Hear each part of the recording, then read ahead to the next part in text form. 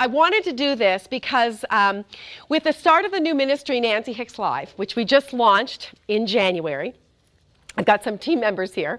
With the start of that, I was advised that I should stop blogging and start vlogging. So I stopped blogging, which I had been doing for a little while. I'd been doing it with QVC for a while, and then I had gone into it with ministry and Free Fridays. But I started vlogging. So do you guys know what that means, vlogging? Video logs. Kind of 3 minutes or fewer they typically should be, and just conversation starters, okay? So I started vlogging, and the fact is that throughout the month of January, there was a particular theme that I wanted to address. And with the new ministry came a lot of new for me, and so it sort of evolved out of this. But there was a new ministry, there was a new team. One of my new team members had a new baby. She's sitting over there.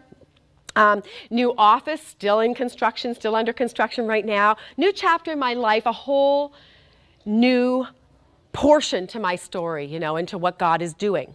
So there was a lot of new. So this was kind of bubbling up in me. So as I was thinking about new, I was also spending time with God before Christmas and making sure that I was sort of settled in to Him. Obviously, if I can see something on the horizon, it doesn't matter any time of my life, but especially when God's doing something, you're like, oh, something's coming. I was really making sure that I was spending plenty of time with God. So one of the books that I was using, an old book, you guys probably don't know about this book, but Max Lucado, some of you may know of this author, pastor, and he's got a book called God Came Near. It's old. But I was looking through that, and there was one phrase that he used in there that just stood out to me in such a big way, and it's really what precipitated this whole January thing. And that is, you are what you see. Okay, so he writes this, you are what you see. And that got me thinking, I had to think that through. Do I believe it? Has he convinced me? And I read further. But I thought, my gosh, that really is true. You are what you see. Now, let me just say why I think that that's true. But what happened was that phrase precipitated this idea, because it's not enough for me to go, oh, this is what God's doing in me. What becomes really big for me is you. What God is doing in you and in other people, especially women, it seems, that God's given me women right now. So I was thinking, with the new year coming, 2016, it's a new view, it's a new you, and that's what was driven. That's what I called that, my vlogging over the month of January. New view, new you. If it's true that you are what you see. You see that? And so as I thought about it, I thought, okay, if I think about our lives, I think about just being a mom. Right? You think about your children. You plan for them, you take care of them, you're with them a lot, right? And then they go off and they have their little lives elsewhere, and what do? You find volunteer opportunities where they are. And you do this. And so you're around them, and then what happens is you sort of become what? Danny's mom. Right? You get this identity, this label that becomes, David's mom. And so what happens is you're keeping your eye on those little ones, which of course I would in no way say you shouldn't. But sometimes we can keep our eyes on something, this view, and it becomes so much that we actually kind of get folded in. Do you know what I mean? We can get kind of folded into them. Here's another example. Think of athletes. With athletes, and I can think of a few different kinds of athletes, I've seen some athletes have chiseled bodies, look like machines, up on their refrigerators or their cupboards in their kitchens. And it's sort of like, that's the goal. The goal is to be chiseled. The goal is to look like that for some reason, but sometimes that seems that's the goal. Runners, marathon runners, my husband Cam's a marathon runner. And so I know that the goal, that 26.2 miles that he's going to run, that's the goal, but the goal is the time. What's my time? What am I keeping my eye on? And so they do all kinds of things with the scale, getting on the scale and keeping track of all kinds of things that they're eating, etc. And I know when you think about hikers, another athlete, they set the summit as their goal, right? And so when they're climbing up the hills, if they can keep the summit in view, it gives them this excitement, this adrenaline, and it kind of gets them going. So this idea of you are what you see and getting kind of folded into that, he convinced me. And as I thought it through, I thought, yeah, I can see how that's true. Now, that's why I wanted to have this talk, New View, New You. What does it mean for all of us going through 2016? What does it look like for Megan? What does it look like for Sasha? What does it look like for us to have a new view as we move forward in this new year? Because we want to be all that God has created us to be, right? We really do. Here's the thing about new. New and change are inextricably linked. New and change kind of go hand in hand. A lot of people don't, really do love new. A lot of people love new. And I know I'm one of those people. I love to go to new destinations, new places to travel, for example. Like, it's a big world. I think, oh, why would I go back to the same place? I've already been there. However, a lot of people absolutely want to go back to the same places. Lake George. You want to go back to those same places. There's something familiar and comfortable, and there's something to be said about that. It might not be that I just don't prefer new, but for a lot of people, it's definitely about new. And the thing about change is that most people don't like change. Change is hard. Cheryl, you just moved here. Change is hard. And most people resist change. Here, this is kind of an interesting thing. Jim Early is a professional and personal guru and a consultant, okay? He says that when forced to embrace change, okay, this is pretty recent, 10% of the people behave like James Bond, they go for it. 10% of the people throw all caution to the wind, and they just kind of like be kind of foolish about it, like whatever. Listen to this. 80% of the people resist it and do nothing. 80% of the people resist change and do nothing. That scared me. When I saw that, I thought, that high? I understand being afraid of change. And the thing about new and change, you guys, is that new precedes and follows change. Okay, new precedes and follows change. Kind of like bookends, right? Can you picture that? So it's new ideas, it's new view, it's new perceptions, it's new all sorts of things that puts you into this change, this state of change, which is unsettling. It's unsettling. It happens when kids come along. It happens when you get married. It happens when you move. It happens when you put your career aside and you say, I'm going to stay at home with these children. So it new precipitates change. And change is uncomfortable, it's unsettling, it's a transition period, it can be very difficult. And then you're in new again, right? So it's like those bookends. Okay, so with that, I want us to just recognize a couple of things. So you have to sort of understand, because I think it's important to understand where you are. Are you the kind of person, I want you to think with me, okay? If you're writing down, great, but at least think with me. Am I the kind of person that resists change? Am I in that 80%? That goes, mm-mm? Or am I the James Bond type, or am I the kind that just goes, whatever, I'll just go for it, doesn't matter. But are you in that bulk of people, 80% of the people do nothing and resist change and resist new? To some extent, okay? Are you? Because it's important to understand where you are before you can really appreciate where you're going. You got to know where you are. All right, so that's one thing that we want to think about. Two other things I want us to recognize in our very short time together. Obviously, by the way, I'm going to do more sort of raising questions than I am solving things, right? I get that. So just, we just need to know that as we go forward. Two things I want us to recognize. Number one is the view. You need to recognize as we move forward in 2016, what are you setting your sights on? What is your current view? You can think of it as target, you can think of it as goal, you can think of it however you want. But here's one of my favorite authors and psychologist, Dr. Larry Crabb. You hear me mention him a lot. He says this, and I love it. Vision has more power to release the soul than insight has to change the soul. Okay, now listen to that again. Vision, so looking ahead in your life, 2016, vision has more power to release the soul than insight, looking back. Though looking back is important, right? Looking back is important. We look at our parents, we look at our situation, we look at things that happen to us, but you want to look back to inform, but you don't want to build your house there, right? Because vision actually has more power to release your soul to be all God created you to be, Megan, to be all God created you to be.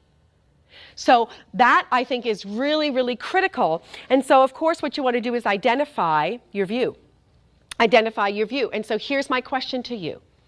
What excites you? I really want you to think about this. What is your passion? What are you passionate about? Maybe it's not just one thing. And actually, I would say avoid thinking of like one target. I think there's a bandwidth of things. I think there's a bandwidth, okay? So if you think I have to hit that one thing that God has designed, I think not. I think sort of, but is there something that excites you right now in your life? Don't worry about 10 years down the road. I'm talking this year. Is there something that brings you alive? Is there something that excites you? Is there something you're good at? And I want you to think about that you think, okay, that could be for me a view, a target, a goal, whatever you want to call it. Because that is what's going to open up. You are, right, what you see. And I think it's the same way when Larry Crabb says vision has more power. I think they mean basically the same thing. You become, right? Releasing the soul means becoming who God has created you to be. Okay, so vision. Now, I think the other thing we need to recognize with vision is that it can be tough. And it's tough for a couple of reasons. One is because some of you in the room, some of you like a lot of things. You're excited about all kinds of things, right? Some of you are smiling like, yeah, that's me. And so here's what I want to say about that. That's me as well. I get that. And it can be confusing sometimes. I would say this. If you're the kind of person who likes a lot of different things, look for the themes. Look for common themes. I'll give you an example from my own life. In my life, I was a singer for a lot of years, and a long time. I was a singer, and I was teaching, and I was speaking television now for 10 years, speaking in television. And all these things are themes. The theme is I'm a communicator. It took me a lot of years to figure that out. So I'm giving you something that I want you to get a little earlier than I got it. All right? So are there common themes when it comes to things that you kind of go, yeah, those are my strengths. I'm passionate about that. The other reason it can be a little bit tough, you guys, is because you've never really had the permission or thought that you could think about it. Sometimes, and some of you are in that stage where you've got children around you, sometimes you can't think past the constraints. Do you get that? Sometimes you've never given yourself permission to think, what is it that I want or like? It's everybody else. And then one day you'll get bitter about that. But you need to think about, what is it that I like? But you haven't necessarily given yourself permission. I want to give you permission. What is it that you enjoy? What excites you? And to be able to, at least for this, looking at the view, to think past the constraints. Okay, that's something I want you to be able to do. Now, the other reality is, and we have to talk about this, the fear factor. Okay, that's another thing that we want to recognize. Again, when we're looking forward in this next year, new view, new you, we are what we see. We have to recognize the fear factor. And I was talking to Julie Wood about this. And I was sharing my heart with her. She said, Nancy, you need to tell the women of Free Fridays. You need to tell the women, because they don't, I'm sure so many people wouldn't believe this about you. We need to talk about, there are various obstacles, okay? There's no question when it comes to sort of seeing the view and moving towards something that you believe for this season in my life that I really feel that God is moving me towards. There are obstacles, and fear is definitely one of those obstacles. Now, fear can cripple us, right? We know this. We know this. It can put a ton of pressure on us. It can cause us to deny that we have fear, and so we sort of stay put, right? We choose to stay put. And what else we do is we tend to blame people. Well, if I'd had a more supportive husband, right? And we tend to point the fingers. If my parents had been a little more encouraging, if I hadn't had to move all the time, I would blank. Are you following me? Okay. The other thing that we can do is put that on our kids. Well, if I didn't have these, really, do you want to do that? Do you really want to blame the people in your life? Do you really want to blame your children for not being the woman who God has called you to be? Do you want to do that and put that on them? Now, there are realities, right? There are constraints. But I want us just for now to think about some of these things just around fear, because guess what? You are all grown up now. You got to put your big girl pants on, and you got to be who God has called you to be, no matter where he has placed you, no matter what the conditions, no matter the constraints. There are always ways and opportunities that you can be who God has called you to be. The Apostle Paul was in a prison and wrote a lot of the New Testament from that vantage point. Okay? So we could say, oh, I've got kids. Oh, I've got... No, no, no. It's time to choose. It's time to choose. You're all grown up now.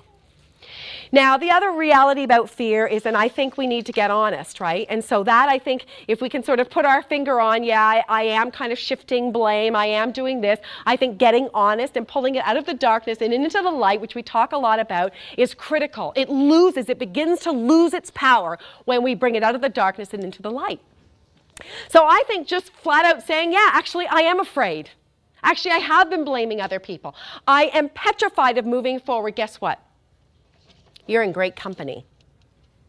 You are in great company. And I want to tell you this.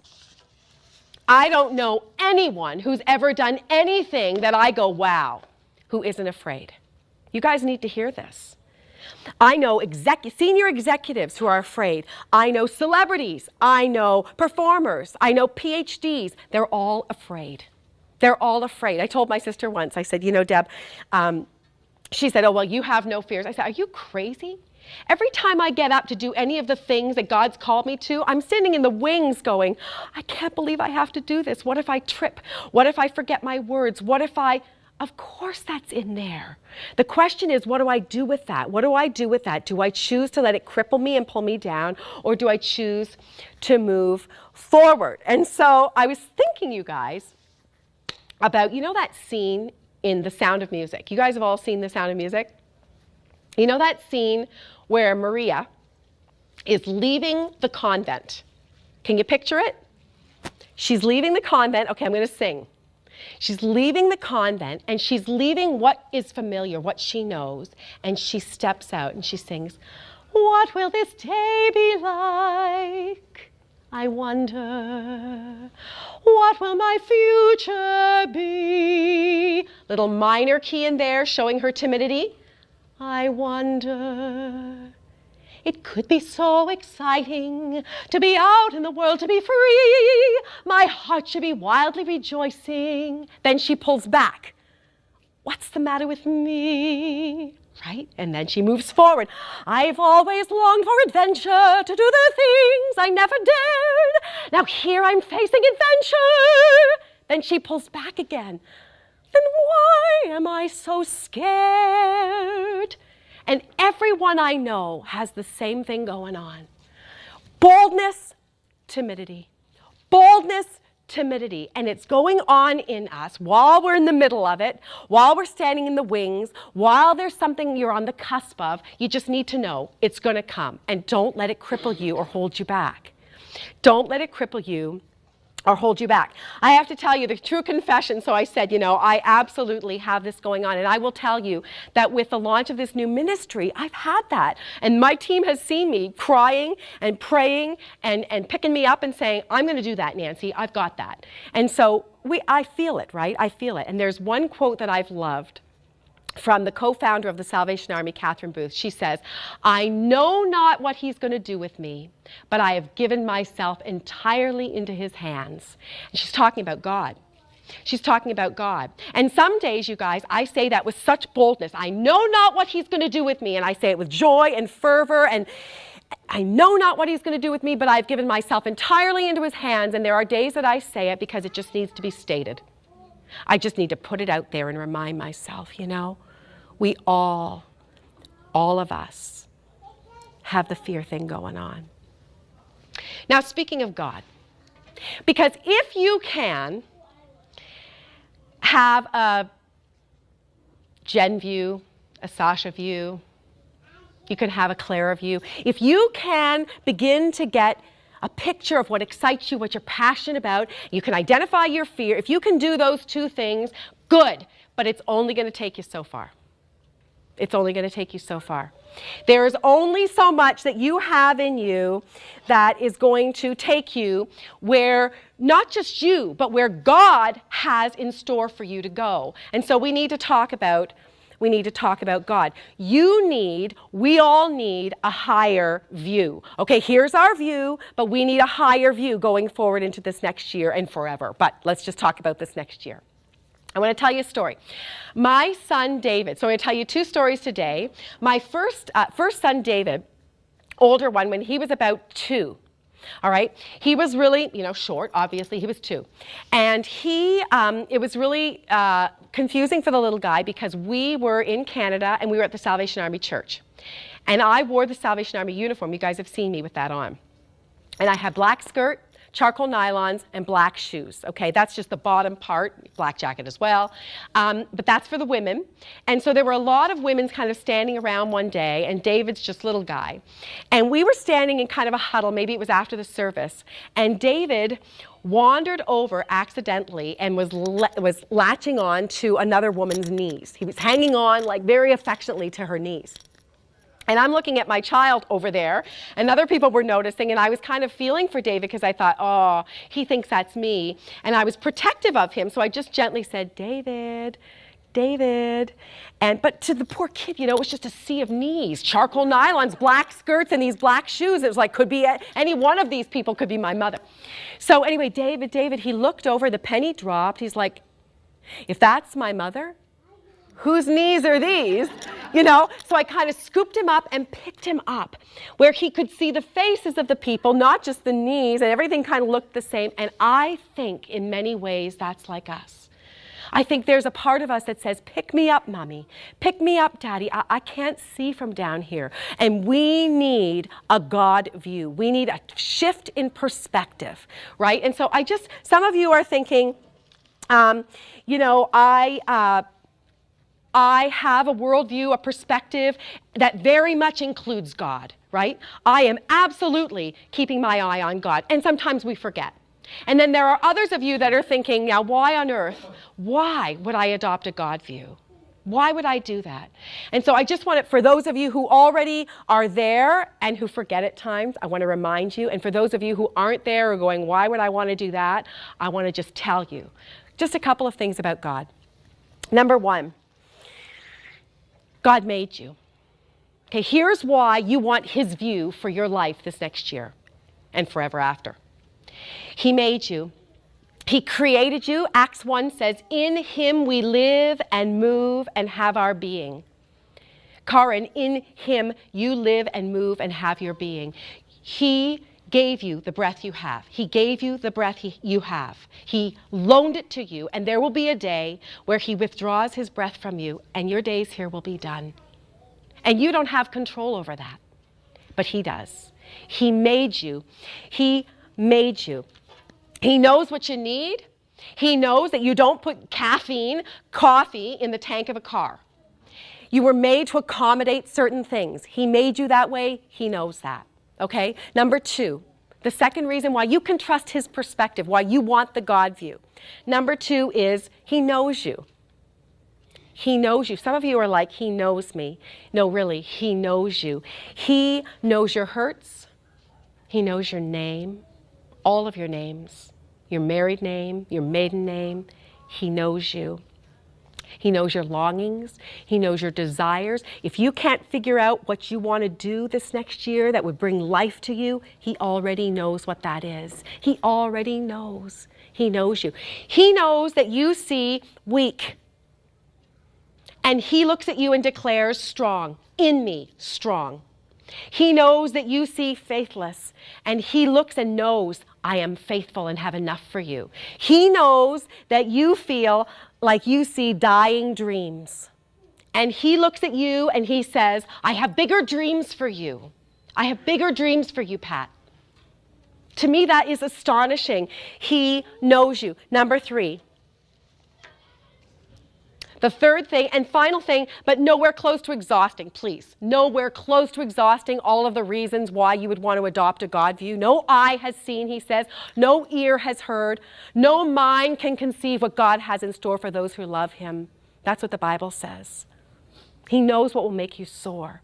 So I am not in any way exhausting why I want you to trust a God view, though I want you to have your view to it will sort of expand and explode with his, getting folded into his, yes?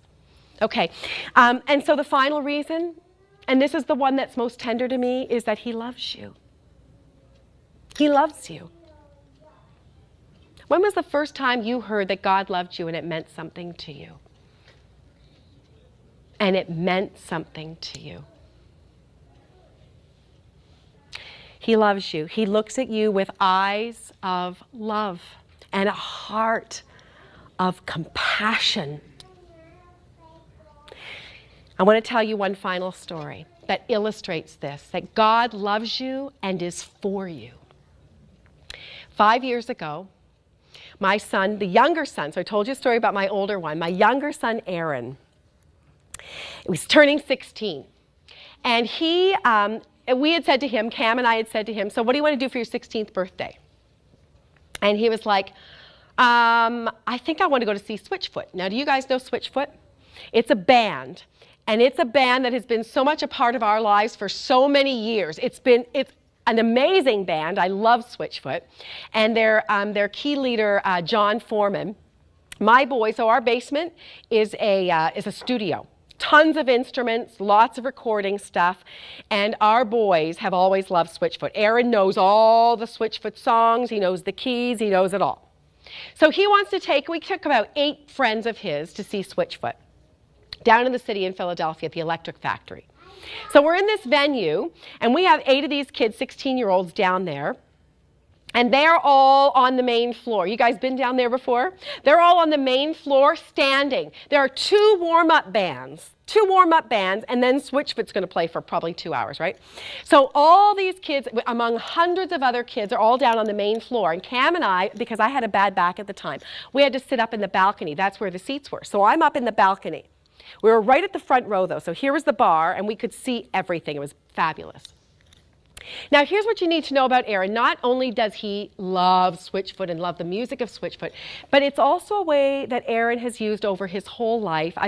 We've always struggled to get Aaron to kind of come out and be honest about his feelings. He's struggled. He keeps things really buried. You know, he's one of those kids that just keeps it all down here.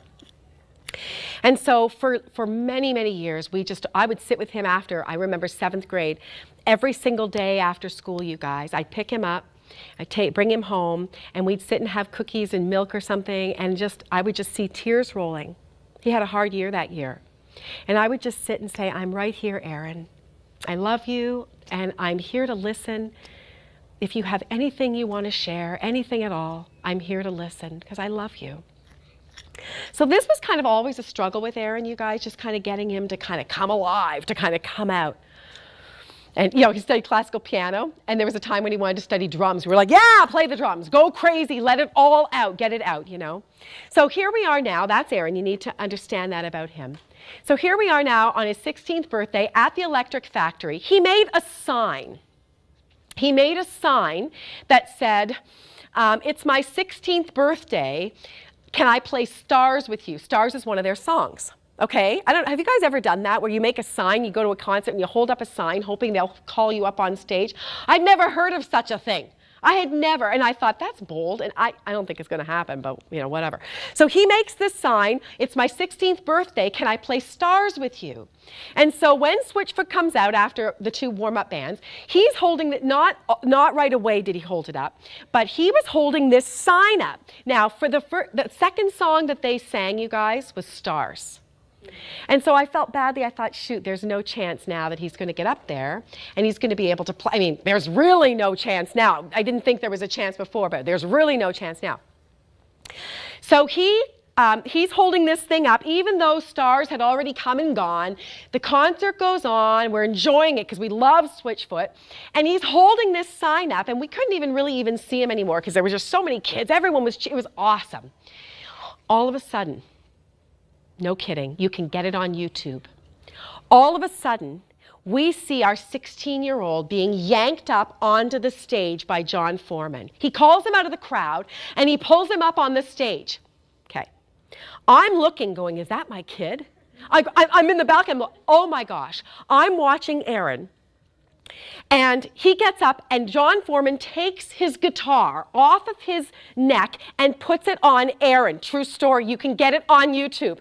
Here's the song. Okay, he gives it to him, and I'm just like, and here's the song that he played, Awakening. Do you think that was it was a better song for Aaron? It was just a fabulous song, Awakening.